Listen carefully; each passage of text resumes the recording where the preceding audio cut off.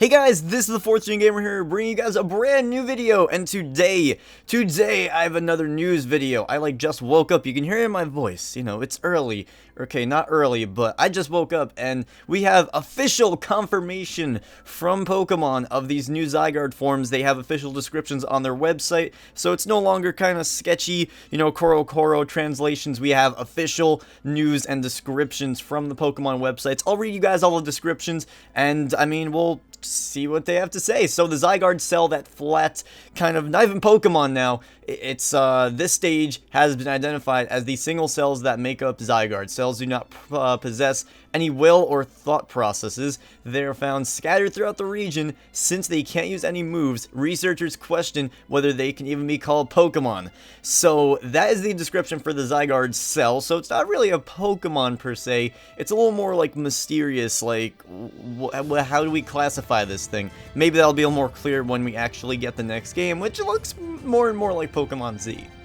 We have the Zygarde Core, which is the brain, part of the brain. Let's see what it says for this one. At this stage, this aspect of Zygarde is little more than a part of the Pokemon's brain. Unlike the cells, the cores are self-aware and can communicate with cells and other cores via telepathy.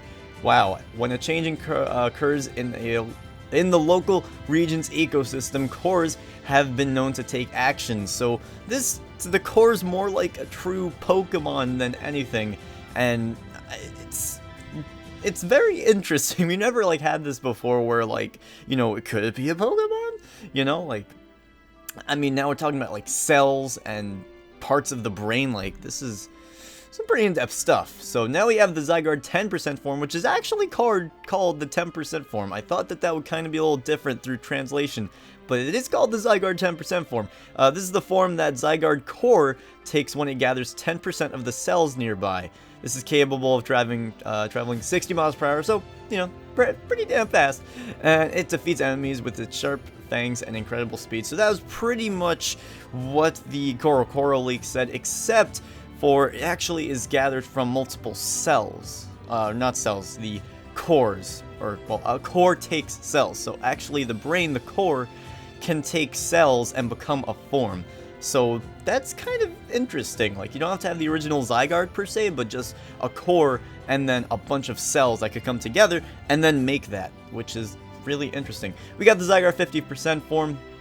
I'll just read that for you guys. This legendary Pokemon watches over and maintains the local ecosystem. Until recently, this was the only known form of Zygarde. In actuality, this form only has 50% of the cells in its structure. So, yeah, that's Zygarde, normal Zygarde that we all have come to know.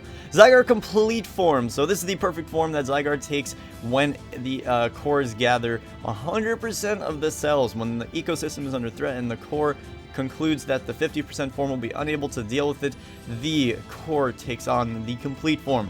Its power is said to be greater than the powerful Xerneas and Yveltal. So, you can see so far it's nothing crazy new besides just confirmation, which is good, but a couple kind of new aspects, and it's nice to know that because sometimes a couple things are lost in the translation of the Koro. So that's pretty interesting, and perhaps the most different thing that we learned here is the Ash Greninja. It is not Mega Greninja. We kind of knew that, but a lot of people were hoping and thinking it was. But yeah, we have Ash Greninja here. Plus, Ash's Greninja takes on a new mysterious appearance in the latest season. So this is more talking about the anime, but we'll see aspects of this, I'm sure, in the games as well. Ash Greninja is the form that Greninja takes when the bond between it and Ash is raised to the limit.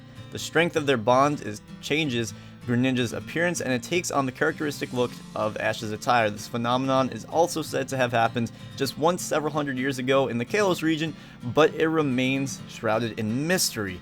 So, some interesting stuff we have here. I definitely want to speculate a lot more on this, but it's nice that we at least have a true confirmation from Pokemon, and we don't have to worry about anything being hidden by language barriers, because of course everything has to get translated, and you never know exactly what we're going to miss. Let me know what you guys think about this. Is this kind of change your mind on anything? I would say that the really biggest news of this is actually the Ash Greninja confirming that it is not a Mega Evolution, which they kind of said it in the Surby and the Koro leaks when they leaked that, but I mean, a lot of people were thinking and hoping for Mega Greninja. So, I mean, yeah, and it was nice to have the confirmation and really get some more details on, you know, what these Pokemon really mean, what they are, and the significance of them. But, well, that's about it. I will definitely, probably in the next few days to a week, I want to try and do a speculation video, maybe get another YouTuber over here. If you guys have any ideas of who you want me to do a video with, let me know. And yeah, that's about it. Make sure to hit the subscribe button if you are new, and I will see you guys next time. Peace.